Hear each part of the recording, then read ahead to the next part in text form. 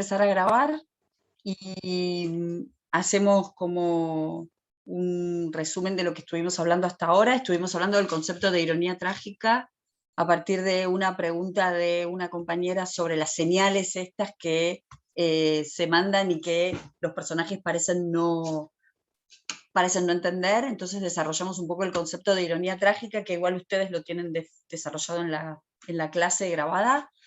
Luego hablamos un poco de los dos sistemas literarios que se están, digamos, que se están dando cita en la obra, que son, funcionan como una suerte de homenaje como una pregunta, esto también lo tienen en la clase, al sistema literario del siglo XV, y ahora estaba yo respondiendo una pregunta acerca de cuáles serían las causas por las que el dramaturgo decide trabajar con el siglo XV. Respondía que en lo que tiene que ver con el sistema poético, que está como representado por la poesía cancioneril, no es casual que el protagonista se llame Alonso Manrique, en referencia a Jorge Manrique, un poeta del siglo XV, poeta de cancioneros, de la tradición castellana. Decía entonces que podría ser una posibilidad esta cuestión de Lope de Vega de encontrar como una afiliación, una genealogía, en donde incluirse frente a un momento en el cual Góngora y la lengua poética de Góngora, sí, una lengua con características muy particulares y muy centrada en la dificultad, está siendo como protagonista en el terreno de la lírica. De ahí está tal vez esta necesidad o esta voluntad de plantearse como heredero de un sistema poético un poco más transparente, no fácil, pero un poco más transparente, ¿sí? En cuanto a manejo de la lengua y más identificado tal vez con una tradición castellana. Esa podría ser una posibilidad hacia afuera, ¿no? Hacia adentro de la obra tiene que ver, me parece, tiene que ver en términos de construcción de los personajes, tanto el personaje de Don Alonso, que se identifica con esta tradición más, como les decía yo, más idealista de la literatura del XV, pero por otro lado también tenemos el personaje de Fabia o el personaje de Tello en un primer momento que está bien cercano a los personajes de la materia celestinesca y en particular el personaje de Fabia al personaje de Celestina, ¿sí? Las razones de esto, la verdad que podrían tener que ver también con lo mismo, ¿no? Con esta especie de demostrar conocimiento, podrían tener que ver con, digo, una capacidad del dramaturgo de armar de una simple copla, ¿no? De una simple copla tradicional de 4, 5, 6 versos, de armar toda una obra, y entonces, bueno, estos son todos elementos de los cuales puede echar mano, y de todas maneras, lo que es interesante es, esto si escuchan la clase en algún lado, se los explico, es que en un primer momento, en ese Lope de las dos últimas décadas del siglo XVI, perdón, ese Lope que empieza como a escribir en 1578, 1580, la materia celestínica es una materia a la cual es muy transitada por Lope en estas comedias, comedias cómicas, de un ambiente casi prostibulario, y es un modelo, es una materia que Lope abandona. Entonces también lo interesante es pensar que a lo mejor es una materia que si bien Lope abandona, la abandona como materia de tratamiento directo, pero la tiene siempre de alguna manera solapada para trabajarla en las obras, ¿no? Entonces ya no la trabaja la materia celestinesca como un género especial, el género particular de comedia celestinesca, que sí, con el cual sí había experimentado en los primeros años de su producción dramática, pero es una materia que, no sé, o por cuestiones dramatúrgicas, o por cuestiones literarias, o vaya a saber por qué, es una materia que le sigue como, lo sigue seduciendo para trabajarla literariamente. A tal punto lo sigue seduciendo que una de sus últimas obras es esto también está en la clase, así que me estoy repitiendo un poco, es una novela dialogada, escrita siguiendo la matriz de la Celestina, o sea, es o una obra de teatro larguísima e imposible de representar, o una novela dialogada que se llama La Dorotea. Y La Dorotea es una novela una de cuyas materias más, más fuertes es la materia celestinesca. De hecho, hay un personaje, que es el personaje de Gerarda, que está, digamos, calcado del personaje de Celestina. Entonces, bueno, es una materia que Lope tiene ahí. No sé si respondí la pregunta del compañero, la verdad que no Sí, tengo la respuesta así, acá estoy. pero digo, son todas como reflexiones, ¿no? Al respecto. Igual hay otra cuestión que es interesante y es importante y que la tenemos que marcar, que digo, este trabajo con el siglo XV, además, es un trabajo pensado y es un trabajo programático dentro de la obra. ¿Por qué? Ajá. Porque esta obra, esto también está en la clase, digo, esta obra en realidad está como de alguna manera dramatizando con todo un suceso, digo, con todas las reservas que esta afirmación me produce, está dramatizando un suceso que ocurrió realmente, que ocurrió documentado en 1521. Entonces, acá hay algo, ¿no? ¿Qué es lo que pasa?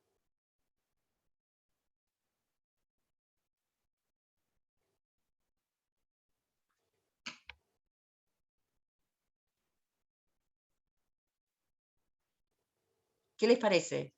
Si estamos hablando de que Lope está como reconstruyendo un sistema literario del siglo XV, y a la par el suceso que se está queriendo, digo, que supuestamente le dio origen a la copla, y la copla le dio origen a la obra. Estamos diciendo que está documentado en 1521. Acá tenemos un problema, ¿sí? Tenemos un problema de que lo que está haciendo la obra es antedatando esta... La adecuación a la no época, está, digamos. digo, no está armando una temporalidad correlativa con la fecha del Claro. suceso, sino que lo está llevando más atrás. Entonces ahí es donde vemos que hay como una intención programática de retornar y de reconstruir el siglo XV. Después las lecturas que se hagan de eso ya tienen que ver con lecturas más personales. O sea, yo personalmente pienso que lo que está construyendo es un personaje absolutamente anacrónico en un tiempo que no entiende. Entonces, ese no entender el tiempo es lo que le provoca la muerte. Al respecto hay un hecho bien puntual, que es ¿Cómo que es? Porque que es de don otra época, Alonso ¿no? no entiende cómo lo matan con armas de fuego. Si yo no sé si les que leyeron la obra se detuvieron en esa parte, ¿no? O sea, don Alonso no entiende, bueno, primero no entiende que lo maten a traición, que lo maten 3, que lo maten 4, que lo maten 5, que lo maten más gente que uno. Y por otro lado, lo que no entiende es que lo maten con armas de fuego. De hecho, lo dice, ¿sí? Él dice, eh, cuando se los encuentra, les dice en el verso 2446, en el tercer acto, le dice, si, perdón, 2461 les dice, traidores sois, pero sin armas de fuego no pudierais matarme, ¿sí? Es decir, ahí está como el anacronismo entre ese personaje y el resto de los personajes y, por supuesto, sus asesinos, ¿no? Y el otro elemento que también nos puede llevar a pensar que es un personaje anacrónico, pero es un personaje literario, del mismo modo que Fabia es otro personaje literario. Son como dos personajes literarios que se dan cita en un mundo que ya no los está, digamos, no los está cobijando. El otro elemento es este que en la glosa de despedida, ¿sí? Primero que don Alonso recurre a un modelo de poesía conceptista, la glosa, ¿no? De poesía de cancionero. De hecho, cuando veamos El castigo sin venganza, que es la última obra que vamos a ver, van a ver que también ahí hay una glosa, y esa glosa sí es igual a una que aparece en el cancionero de Manrique, que es sin vos, sin Dios y sin mí. ¿Sí? En fin, señora, me veo, sin Dios, sin vos y sin mí, sin Dios por lo que os deseo. Bueno, más o menos saben cómo funciona la estructura de la glosa. ¿Alguien sabe?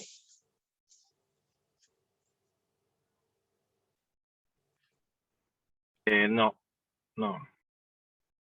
Bueno, la glosa en realidad son 4 o 5 versos, es decir, una redondilla o una quintilla, que lo que se hace muchas veces es, se la pone en primer lugar, al principio, todos los versos juntos, y después se van desarrollando una serie de estrofas que tienen como final el primer verso de eso que se puso arriba, el segundo, o sea, se va glosando justamente lo que uno entiende por glosa, se va glosando cada uno de esos versos.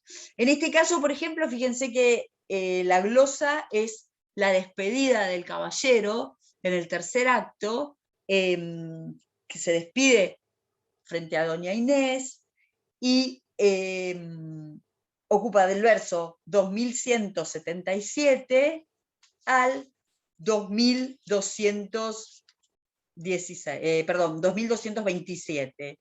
Y la glosa es: puesto ya el pie en el estribo, con las ansias de la muerte, señora, ¿a qué esta te escribo? Pues partir no puedo vivo, cuanto más volver a verte. Y a partir de ahí es que va a escribir, o sea, yo les leo la primera estrofa, si quieren, ¿no? Para que tengan una idea.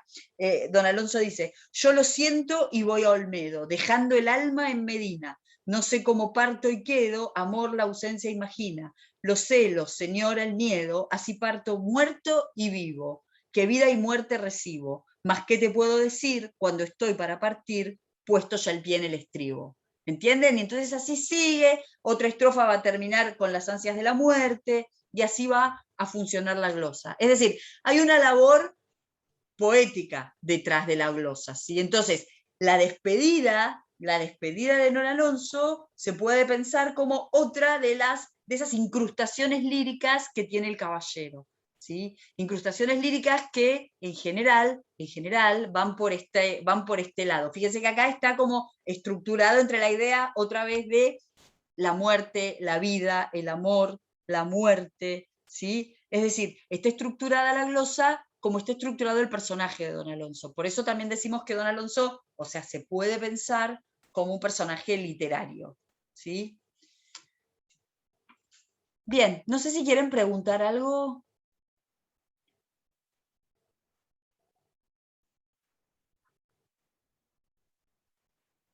O algo que les haya llamado la atención en la lectura, aunque hayan leído una parte o no. No, que me llama la atención, no, por supuesto, leer todo es imposible, pero bueno, me llama la atención esto de volver para atrás, ¿no? Ay, no te escucho, De espera un estar poquito. como un siglo. ¿Se escucha? ¿Se escucha? Dale, ahí escucho bien, decime. Sí. Sí. No, me llama la atención este recurso a través de volver un siglo para atrás. Lo noto una similitud con el Quijote, ¿no? Es Con que las novelas de caballería. en un punto, sí, en un punto, viste que son como dos personajes, que son como personajes Anacrónicos. exactamente, como dos personajes anacrónicos y dos personajes aparte construidos desde saberes literarios, ¿no? En este Claro. caso, los saberes Personajes literarios, literarios. ¿eh? Personajes literarios. Sí, personajes literarios y personajes... No reales, No, literarios. exactamente, exactamente. Y en este caso, eso produce toda la cuestión de la ironía trágica, de la tragedia, de la muerte. En el caso de Don Quijote, esa constitución de personaje tal vez vire más para el lado de la comicidad, ¿no? Pero Claro. en un punto es una Y, identificación bien, y bien esta es trágica. claro. Esta es trágica. Esta es trágica. Y además la diferencia es que acá eso de alguna manera es como que lo tiene que reponer o el espectador o el lector o el que decida poner en escena la obra esta. Y con el personaje de Fabia pasa exactamente lo mismo. O sea, el personaje de Fabia tiene un montón de elementos que en realidad no llevan tanto a la acción dramática en sí misma, sí nos llevan a la identificación con el personaje de Celestina, ¿sí? Digo, el episodio de la muela del ahorcado, cuando va con Tello a bajar la muela del ahorcado, el episodio de esto de la cadena, que todo el tiempo están como buscando esta prenda material que sea el pago por la acción esta de ser intermediaria amorosa. La parte en donde Fabia, esa parte es buenísima para, digo, para pensar una representación, ¿no? La parte en donde Fabia empieza a vaciar su canastilla y tiene todos los elementos propios de la construcción de la alcahueta literaria, ¿no? Inclusive la parte en donde, ¿cómo se dice? En donde explica sus saberes a las dos hermanas, o sea, Fabia también es un personaje literario. El punto es que el personaje literario de Fabia funciona más como dentro de una, no dentro de una suerte de intriga paralela, pero bueno, más o menos, ¿no? Digo, y también es un personaje, si quieren, es un personaje anacrónico, que debería producir comicidad, pero no la produce. Digo, no la produce en los términos que la debería producir, porque esa comicidad queda obturada a lo largo del desarrollo del segundo acto y del tercer acto. Cuando ustedes vean la clase, fíjense que mi hipótesis de lectura para la estructura es pensarla desde una estructura anclada en los géneros dramáticos. Entonces, podemos pensar el primer acto como un acto en el cual se tienden las líneas de lo que podría ser una comedia urbana, ¿sí? Con una serie de escenas que son claves de comedia urbana. Un segundo acto en donde comienza una alternancia entre la comedia urbana y algo más serio, hay núcleos trágicos importantes, y un tercer acto en el cual ya se desencadena la tragedia, ¿no? Entonces, bueno, fíjense, eso en la clase está explicado y están como los fragmentos que, en los que a mí me parece que hay que ver eso. Y el personaje de Fabia justamente tiene algo que es que cuando se acelera la tragedia, el personaje desaparece. ¿Sí? Y el personaje de Tello, que es quien de alguna manera le hace como el contrapunto a Fabia, cuando se acelera la tragedia, muta en otra cosa. ¿Sí? Sí, sí. Muy interesante poder ver esto del anacronismo literario, ¿no? Me parece. Claro, claro. Y aparte es como ver también un poco cómo los sistemas se están como reacomodando y se están definiendo, ¿no? Entonces, digo, también están definiendo qué es anacrónico, qué no es anacrónico, qué lecturas valen, qué lecturas no valen. Es decir, es bien interesante por ese lado también. Acá una compañera, Estefanía, en el chat dice, el valor que se le da a la mirada también me llamó la atención. Tanto Rodrigo como Alonso buscan ser observados por Inés como si su mirada tuviera el poder de volverlos miserables o dichosos. Sí, esto es bien interesante porque aparte esto está bueno porque también nos está planteando otro tema que es cómo está definido el personaje de Inés, ¿no? Es decir, el personaje de Inés de alguna manera es como la mujer inalcanzable, digamos. Fíjate que el personaje de Inés, la primera descripción de Inés es una descripción de Inés disfrazada, ¿sí? Disfrazada de labradora que va a la feria de Medina, ese romance que comienza en el verso 75, ¿sí? En donde dice, por la tarde salió Inés a la feria de Medina, tan hermosa que la gente pensaba que amanecía, y viene toda una descripción de Inés, pero en tanto, casi en tanto un retrato, ¿no? Digo, ya está como disfrazada y su descripción es como un retrato. Fíjense que eso en la clase también está, hay como una toma de posición también frente al petrarquismo, que bueno, también puede pensarse en términos de reflexión sobre el sistema literario del 15, esta especie de toma de posición frente al petrarquismo como modo de descripción, pero me parece que tiene mucho que ver con esto que dice la compañera en el chat, esta especie de idea de Inés como una imagen de la mujer, ¿no? Como una imagen de la mujer que en realidad está ahí como para mirar, de alguna manera para mirar desde afuera, ¿no? Para mirar desde afuera, con excepción de, o sea, cuando interactúa con estos dos varones, o con don Rodrigo o con don Alonso. Hay momentos en los que Inés no está como funcionando de esa manera, que son justo los momentos que la obra tiene de comedia urbana, digamos, ¿no? Yo no sé si ustedes se dieron cuenta, pero hay como dos escenas que podrían tranquilamente pertenecer a la Dama Boba y que tranquilamente las protagonistas podrían ser, en vez de Inés y su hermana Leonor, podrían ser Finea y Nice, ¿no? la parte en la cual Fabia entra, haciendo como que va a lavar la ropa y qué sé yo, y en realidad lo que va a hacer es a darle esta carta y hacer que la otra, a darle el soneto y hacer que la otra escriba una carta y se citen en las rejas, qué sé yo. Y por otro lado, la otra escena, que tal vez es la escena más cómica de toda la obra, que es la escena de la clase de latín, ¿no? Cuando Fabia y Tello, entra Tello como para, que es el maestro de latín, porque Inés quiere irse de monja. Pero fíjense que esto de la mirada que legitima a don Alonso y a don Rodrigo, estalla en el núcleo dramático de del torneo, ¿no? de las justas estas, en donde la mirada de Inés es lo que va a definir, finalmente la mirada de Inés lo que va a hacer es también definir la sentencia definitiva de muerte del caballero, ¿sí? Porque la mirada de Inés, o sea, los dos caballeros, como dice la compañera, están actuando por la mirada de la dama, y la mirada de la dama es la que los construye como caballeros, como amantes, ¿sí? Y hay otra cosa interesante en esto del personaje de Inés, que termina, digamos, esta inmovilidad de Inés termina con la entrada de Inés al convento, ¿no? Es decir, esta entrada en el convento que también funciona desde el lugar de la ironía trágica. ¿Por qué? Porque estas clases de latín tan graciosas, en realidad son porque Inés le hace creer al padre que se va a meter de monja. Y la ironía trágica la lleva a que realmente entre al convento.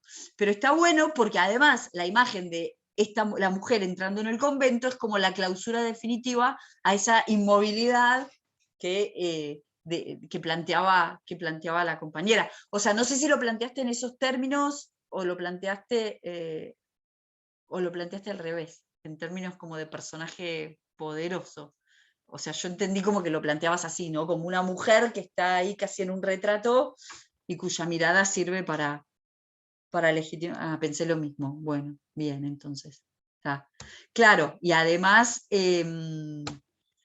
aparte la descripción, ¿no? En un momento está descrita como llena como con flores, o sea, como una mujer floral, es decir, es una mujer que está como, bueno, en un punto es la mujer de los cancioneros del 15, ¿sí? Es esa mujer. No, y lo que les iba a decir esto, que me había olvidado, que es interesante, que hay lecturas que dicen que en realidad, ¿por qué el caballero se va? ¿Por qué se va de Medina? Se va a Olmedo a ver a los padres, porque son padres viejos y padres ancianos y los tiene que ir a ver. Y entonces, bueno, hay estas lecturas como más esencialistas, que dicen que, bueno, que es la manera de demostrar también que es un buen hijo, que tiene como todas las virtudes. Pero pensando en la lectura esta de la compañera, también es como, bueno, un abandono de esa mirada y como optar por otra cosa, no por esa mujer que estaría actuando como una especie de jueza o de algo, ¿no? En una instancia medio superior. Y en el caso de Rodrigo, me parece que está esto, pero en el caso de Rodrigo lo que se exacerba es el tema de los celos, ¿no? En la relación. Y por eso, justamente, esta pérdida de este juicio, de esta mirada de Inés, es lo que lo hace, lo hace enloquecer. En realidad, el personaje de Rodrigo, eso fíjense en la clase que yo lo digo, el personaje de Rodrigo es un personaje re interesante para analizar, porque si el caballero no entiende, no lee el entorno, no lee la sociedad, no entiende lo que le están cantando, no se siente protagonista de su propia muerte, el personaje de Rodrigo lo que no entiende es la diversidad. El personaje de Rodrigo es un personaje que está cruzado por la oscuridad, por la sombra, por la negación todo el tiempo. Es decir, no entiende la posibilidad de que Inés vire con su objeto de deseo, no entiende la diversidad del otro que viene de un territorio ajeno, y lo que es interesantísimo en el personaje de Rodrigo es que, o sea, yo se lo digo en la clase, pero se los marco porque me parece que es bien interesante.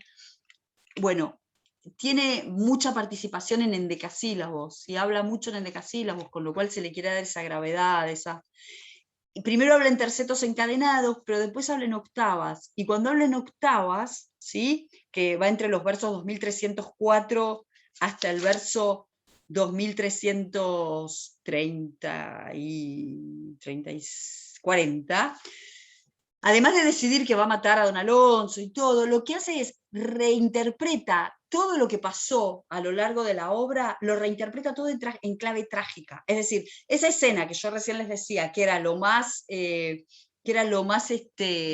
como lo más gracioso, bueno, Rodrigo la reinterpreta toda en clave. Ya supe que era Tello su criado, quien la enseñaba aquel latín que ha sido en cartas de romance traducido. Qué honrada dueña recibió en su casa don Pedro en Fabia. Fabia, que puede trasponer un monte, Fabia, que puede detener un río, y en los negros ministros de Aqueronte tiene como en vasallos señorío. Es decir, transforma a Fabia, que es una celestina graciosa de una materia cómica, de diversión, la transforma en un ser infernal. Cambia la escena por una escena terrible, o sea, reescribe toda la obra en clave trágica, obtura el placer, obtura el deleite, está negado a mirar al otro, está negado a la diversidad, está negado al libre albedrío, está negado a la libertad. O sea, Rodrigo es el embrión del fascismo, digamos. Pensándolo en términos de una posible puesta, ¿no? No el caballero, pero el castigo, cuando la leamos, se los voy a contar porque lo cuento siempre, vimos una apuesta una vez que estaba el castigo, no el caballero, pero digo para pensar que se pueden hacer estas cosas, que estaba ambientada en una Italia pre-segunda guerra, digamos, ¿no? En una Italia, en una corte, sí, porque es una corte donde se desarrolla el castigo, que era como claramente indicios del fascismo que se venía en Europa. Digo, sigan al personaje de Rodrigo y van a ver qué es eso. El personaje de Rodrigo es eso, o sea, yo la verdad que me impresioné un poco porque no había visto del todo esto, ¿no? Pero volviéndolo a leer y mirando y revisando, rearma la obra en clave trágica. Digo, una obra que en realidad está pensada como tragicomedia, o sea, que las partes cómicas tienen que ser cómicas, ¿no? Y bueno, eso, no me acuerdo por qué venía esto a cuento. Ah, por lo de doña Inés. ¿Qué más? Algo que les tengo que decir es que la clase pasada se cortó de golpe, pero porque a las 9 yo le presté el Zoom a una amiga que tiene que dar su práctico de teoría literaria. Y por eso fue que de un momento al otro se cortó. Así que ahora, bueno, tratemos de que terminar 9 menos 5 y que termine armoniosamente. ¿Qué más? ¿Qué más se les ocurre? ¿O qué más querían preguntar o algunas cosas? No sé, lo que quieran.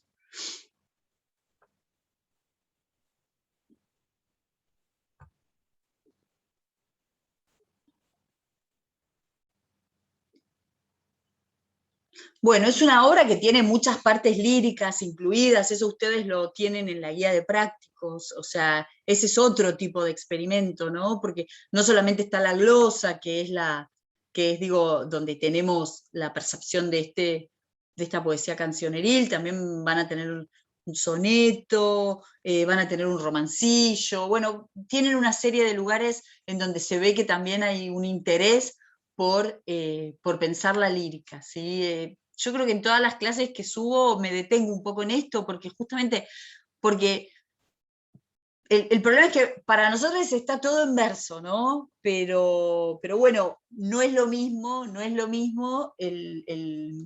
las formas estróficas que llevan los diálogos que formas estróficas que se perciben como incrustaciones líricas. Y el caballero tiene, el castigo tiene, entonces eso es algo que tenemos que prestarle atención, más allá de que a veces resulte un poco difícil darnos cuenta justamente por esto, porque está todo en verso. ¿Sí?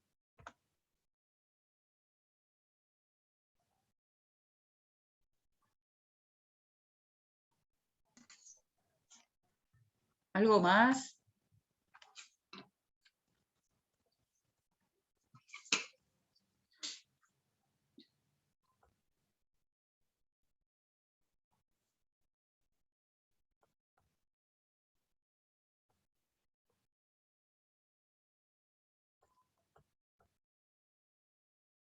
algo de la obra, algo...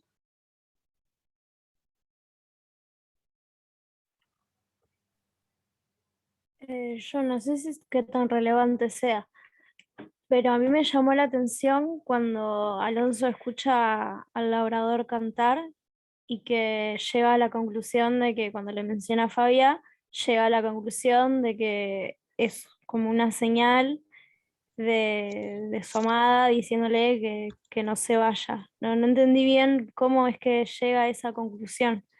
O la Bueno, mención misma de Fabia, como que no sí, me bueno, terminó es de que es cerrar. raro eso ahí, ¿no? Porque en realidad vamos a leerlo de vuelta, pero es una parte que es un poco rara porque parecería como que se juntan dos instancias, no sé cómo explicarte. Dice, o sea, empieza a caminar, ¿no? Entonces empieza a caminar, va de noche y escucha que dice, bueno, de mis padres el amor y la obediencia me lleva, aunque esta es pequeña prueba del alma de mi valor. Conozco que fue rigor el dejar tan presto a Inés, qué oscuridad, todo es horror, hasta que la aurora en las alfombras de Flora ponga los dorados pies. Allí canta, no se escucha, ¿no? Escucha que alguien canta. Entonces dice, allí cantan, ¿quién será?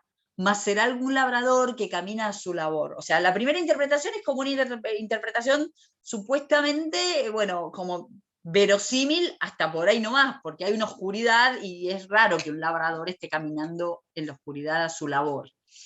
Lejos parece que está, pero acercándose va.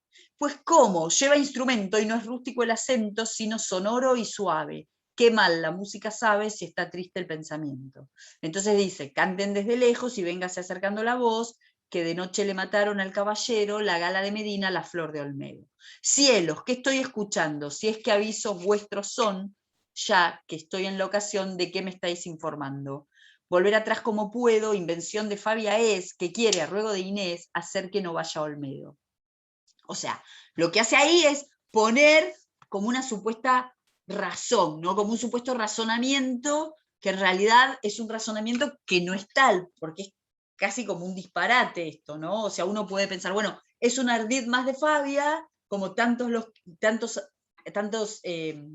enredos tramó, bueno, este es uno más, que hace que alguien cante para que el caballero se asuste y vuelva. Entonces vuelve la canción ahora completa, que es sombras le avisaron que no saliese y le aconsejaron que no se fuese al caballero, la gala de Medina, la flor de Olmedo. Ahora, fíjense que después viene este diálogo, no sé cuál es la parte que no te quedaba clara, era la de que él mismo dice o que el labrador le contesta, ¿no? Fíjense que el labrador en un momento dice, ¿quién esa canción te ha dado que tristemente has cantado? Allá en Medina, señor. Entonces, a mí me suelen llamar el caballero de Olmedo y yo estoy vivo. Y dice, no puedo deciros este cantar, más historias ni ocasión de que a una Fabia la oí, si os importa yo cumplí con deciros la canción. Volved atrás, no pasáis de este arroyo. Bien, entonces tenemos un primer razonamiento que es el del caballero que dice, bueno, es Fabia que quiere que vuelva a ver a Inés. ¿Sí?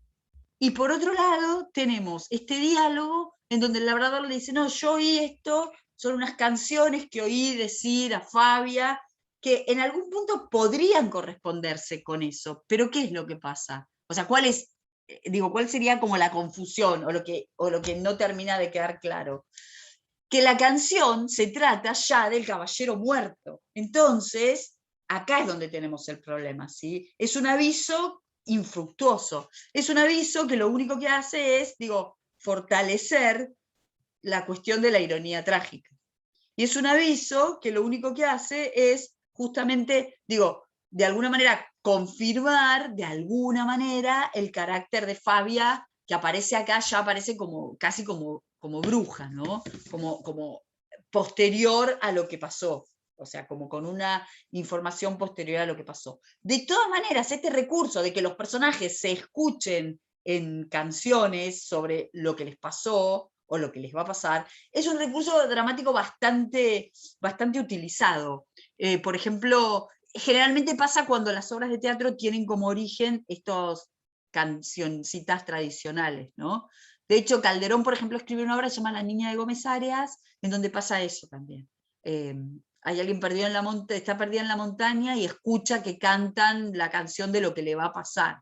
Entonces es un recurso dramático, y por otro lado acá sirve también para la ironía trágica y crea un poco de confusión, ¿sí? Crea un poco de confusión y un poco de ambigüedad, si se quiere, en torno al personaje de Fabio, ¿sí? Porque están como explotadas las dos líneas del personaje.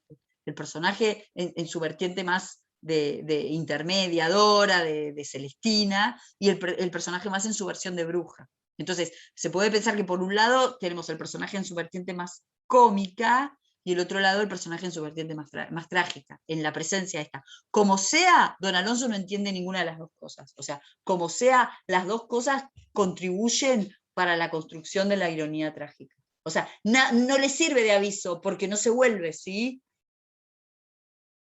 No sé si te parece que está más o menos así. O si vos pensabas otra cosa. No, es que tampoco llegué a pensar algo concreto porque directamente no lo entendí. Es como que la Ah, versión de Fabia. Y es, ahora leyéndolo de nuevo, también me llama la atención esto de que la primera impresión que él tuvo, ambas fueron ciertas. Eso era un labrador que volvía que iba a su labor, y el labrador mismo le dice, es que lo escuché de Fabia. Es como que estas dos primeras impresiones que son muy tiradas al aire, terminaron siendo ciertas, teniendo muy pocas probabilidades de que lo sean. Sí, en un punto algo que ocurre también es que el labrador podría ser un personaje del futuro, digamos, ¿no? Por llamarlo de alguna manera. Así como la copla viene del futuro, el labrador podría ser un personaje del futuro.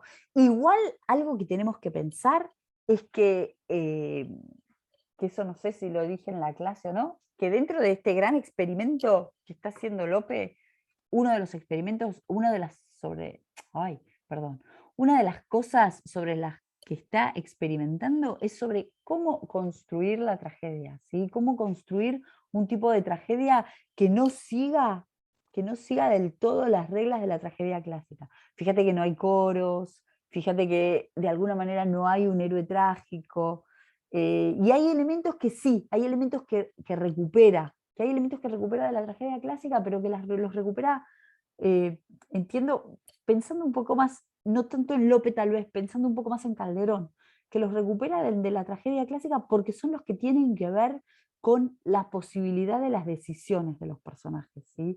O sea, esas características que construían la tragedia en el héroe trágico clásico, que es esta especie de inefabilidad del destino, esas cosas sí les interesan a los dramaturgos españoles en términos de construir una tragedia.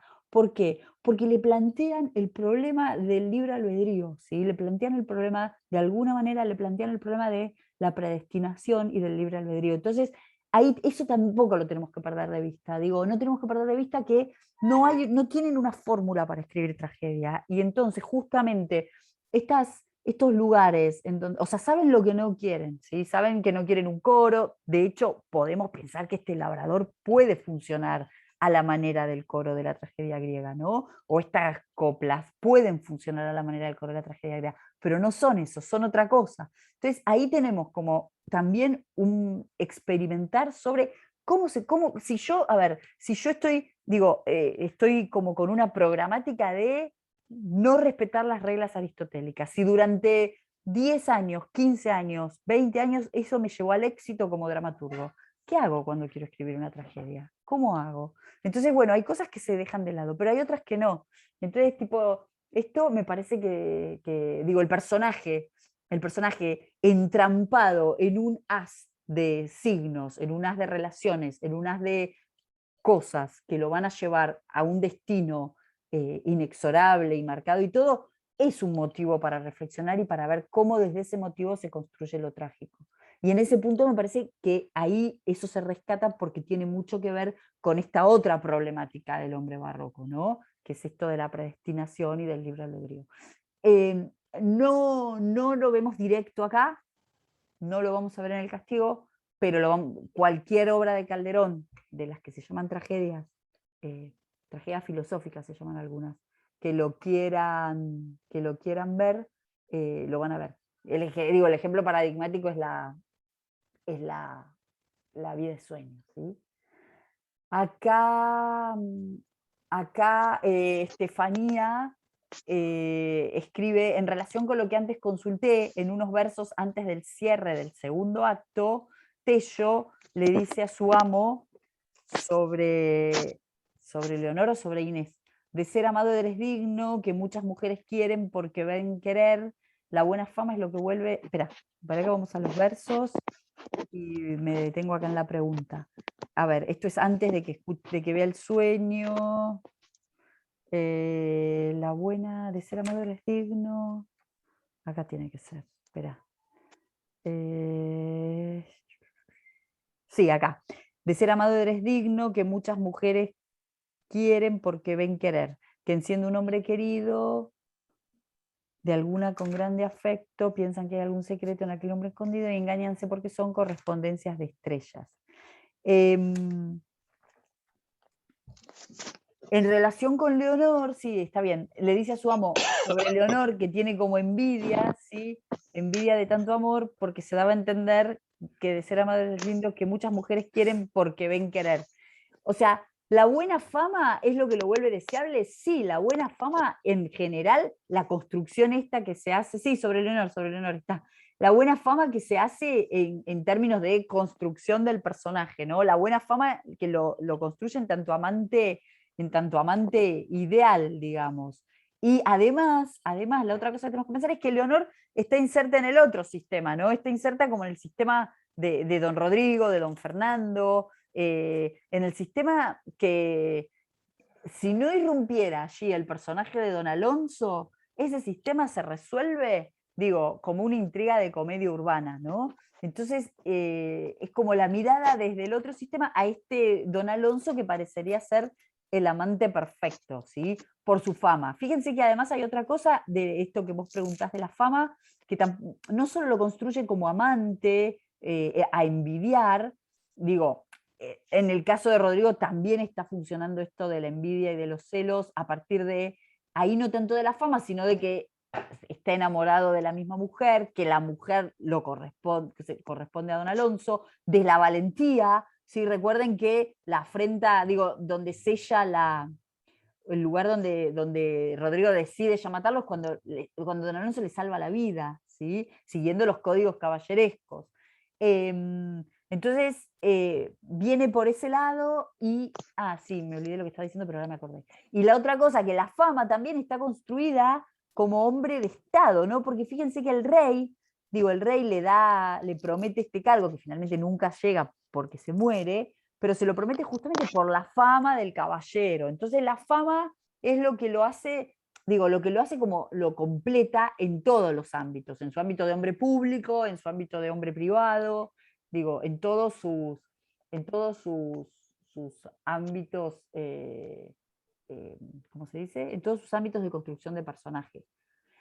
Y en ese aspecto se puede pensar que esto también forma parte del anacronismo, ¿no? Esto que solo se esté construyendo por la fama, ¿no? Digo, finalmente se está construyendo como un caballero medieval, en una sociedad que ya no está, o sea, que mata con armas de fuego, ¿sí?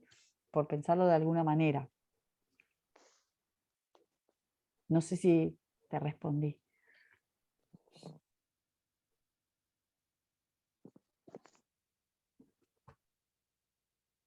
¿Qué más?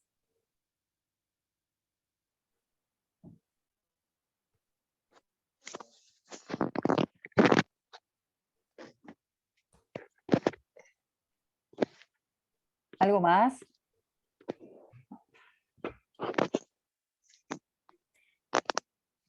Yo quería agregar también con esto, justamente hilando con lo anterior, cómo al final me da la impresión de que Alonso abandona ese estado de caballero que tiene, porque me llama la atención que lo estaba leyendo recién, cuando se enfrenta con Rodrigo, se menciona al padre se menciona a don Pedro, se menciona esto, o sea, saben los dos quiénes son, pero nunca se la menciona a la que sería la mujer en disputa. Y también me llama la atención cómo Alonso decide no ir con ella, no vuelve con ella, él No. quiere seguir su camino hacia sus padres. Yo cuando a medida que lo iba leyendo creí que le iba a pedir a Tello que lo haga volver a Medina, que para al menos, no sé, verla una última vez o algo, ya que todo se desencadenó por ella, pero no, él decide seguir su camino y ver a sus padres y muere en su pueblo, en su tierra. Exacto, sí, regresa a Olmedo y ve a los padres, o sea, regresa a morir frente a sus padres, ¿no? Sí, esa observación está muy bien y bueno, la podemos ir relacionando con todo esto que estamos diciendo, ¿no? Y con esta construcción del personaje de Inés. Y paralelamente cuando el rey también está en Medina, ¿sí? Me parece que es una observación que está bien, bien inteligente. Que sí, decide ir moribundo, pero a despedirse de sus padres.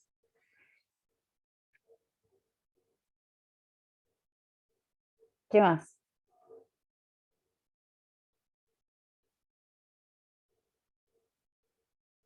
Bueno, y paralelamente, fíjense que en relación con esto que decía recién la compañera, paralelamente en otra marca bien clara de ironía trágica, fíjense que mientras el caballero se está yendo a Olmedo a morir, don Pedro le está dando a Inés la mano del caballero, ¿sí? Y Inés dice, loca de contento estoy, ¿sí? Y Fabia dice, el parabién te doy si no es pésame después. O sea, y el personaje de Fabia aparece ahí para decir eso, no se sabe muy bien de dónde, ¿sí? Eso también, eso es una marca de ironía trágica y también se relaciona con esto que estás diciendo vos, ¿no? Este manejo de los espacios también como productores de tragicidad, o por lo menos como constructores de la ironía trágica, porque aparte son los dos espacios que están desde el principio en la copla, ¿no? La Gala de Medina, la Flor de Olmedo. Entonces fíjense que eso es como que se va desarrollando. Sí, es. ¿Qué más?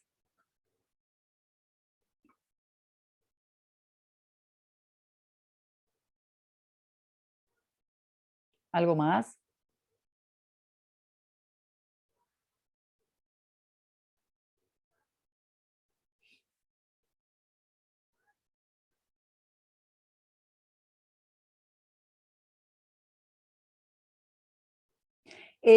La vez pasada una compañera había preguntado por el chat cuál era el artículo de la Dama Boba que yo había mencionado aquí, que yo mencioné el artículo ese en donde dicen que la dama no es boba. No sé si está, si está acá o no. No me acuerdo yo quién era, por eso.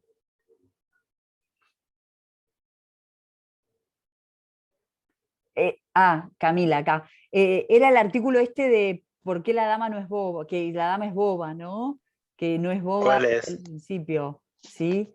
El artículo es un artículo que se llama, es de Mayorga, que en realidad es, espérenme un minuto, en realidad es Juan Mayorga, que es un director de teatro en realidad, y el artículo hace alusión a la apuesta de la Dama Boba, y ahora ya les paso el título directo. ¿Cómo se llama? ¿Está en el campus eso? Pienso que sí, que es este subido y si no lo subo. Se llama El sexo de la razón, una lectura de la Dama Boba. Si lo podés subir por las dudas, te voy a Sí, agradecer. cómo no, cómo no. El sexo de la razón, una lectura de la Dama Boba. ¿Lo pones por acá por el chat? Sí, en realidad. Para copiarlo, digo. Sí, a ver, espérame. Bueno. No, así lo copiamos de acá y ya está. Ya uno Sí, lo copia. es lo que voy a hacer. Pero acá, para. Sí, ya lo pongo.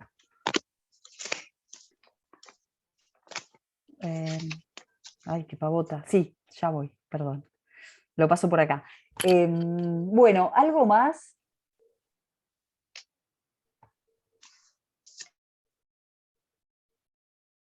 Que quieran decir, o de la Dama Boba también, o de algo que hayan visto, pensado, que tengan dudas, que no les guste, que no sé, que estén enojados, no sé. No, por favor. No, la Dama Boba. A ver, por lo menos a mí me surge como más interesante, más puedo decir divertido, no sé, que Sí. este que estamos viendo hoy. Es como más pesadito ¿no? ¿Sabés Para qué? llevar, para ir llevando. Sabes que a mí no me Me resulta gusta eso la a mí. dama boba. A mí me gusta, a mí el caballero ¿No? me gusta, no, a mí el caballero me gusta más, pero es cierto No que es que no me guste, digo que es es más más, llevadero, me sí, parece, es sí, más es cierto, claro. Su comicidad, su ironía, sí, sí, es eso hace que cierto, eso es cierto, una comedia, me sí, parece. Y la sí. próxima es Fuente Ovejuna, Y la ¿no? próxima es Fuente Ovejuna, está bien eso que me hiciste acordar, la próxima es Fuente Ovejuna. Yo, bueno, hacemos como siempre, subo las clases y después el miércoles nos encontramos. Ahí les estoy pasando el artículo, ¿sí? Estas clases son dos videos de 1 hora y media, son tu Ay, clase, sí, ¿no? esta sí, se hizo un poco larga. Es Se hizo un poco larga. extensísimo, pero nada, no, hay que verlo, no importa. Ay, perdón, después al Yo final. no lo vi todo. Al No final, llegué a verlo todo, pero no importa, hay que verlo, nada. al Ese final les material dejé, obligatorio. ahí les mandé el artículo por ahí por el chat. A ver, Al final les a dejé ver. 2 canciones para que se entretengan, para No que me. se Ay, entretengan. no está, ¿eh? ¿No llega? A mí me pone que lo No, mandó, a ver. no. ¿Lo pueden ver? ¿Alguien lo puede ver? Acá A me ver, pone Mayorga, la dama boba. no surge, no A está. ver, ¿alguien lo ve? Bueno, si no lo subo al campus, no pasa nada. Ah, acá una Ahí compañera lo está, bajó. ahí Mira. está. A ver. ¿Dónde? ¿En el chat? Sí, en el chat, fíjate en el chat. Estefanía. Sí, ahí lo vio en el chat. Ah, bueno, está bien. A ver. Bueno, ahora no sé, no lo encuentro todavía. Bueno, igual las 2 clases de la dama boba en realidad son como una lectura, o sea, si ustedes tienen otras ideas, también, digo, si no son un disparate, claro, también van a estar bien. Surge un montón de cosas, sí. el rol de la mujer, cómo yo vi, por ejemplo, cómo la mujer se las ingeniaba a sortear toda la censura y el cepo de los hombres de la época, Sí, esto bueno, del decoro eso, que debían tener. ¿Cómo claro. sortean las mujeres en esa época el famoso decoro de la época, ¿no? Hay un artículo que es de María Gracia Profetti, que creo que ya la mencionamos, que lo que dice es que el caballero se estructura como en espacios, ¿no? Y que doña Inés, que está siempre en el espacio interior y que las únicas maneras que tiene de salir hacia el exterior es justamente o disfrazada cuando sale a la Feria de Medina, ese primer romance, o cuando va a misa. Y que la única mujer que es capaz de transitar esos 2 espacios es Fabia, ¿sí? Que Fabia es la que puede ir y venir entre los 2 espacios, entre los espacios de los varones, entre el espacio masculino y el espacio de lo femenino. Ahora fíjense, acuérdense que el espacio de lo femenino funciona siempre como, bueno, la mayoría de las veces, como el espacio del enredo, de la mujer, es el espacio en donde la mujer es capaz de armar y desarmar y de burlarse y todo. Yo siempre, para explicar un poco esta función de la mujer en la comedia y en la tragedia, había una serie inglesa, que ahora ya ya pasó de moda, que se llamaba The Fall. ¿Cuál? Yo no sé si alguien la vio. The Fall.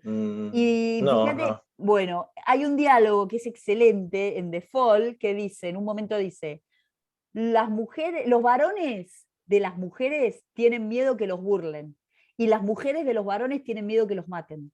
Y esa es la manera para explicar, digo, la manera más clara para explicar cómo funciona la mujer en la comedia cómica de estos siglos y cómo funciona en la tragedia, ¿sí? O sea, todas esas tragedias de honor de Calderón son unas cosas espantosas que siempre la mujer termina asesinada, o sea, todas las tragedias de lo que se llama tragedias de honra de Calderón, lo que hacen es cosas que reflejan.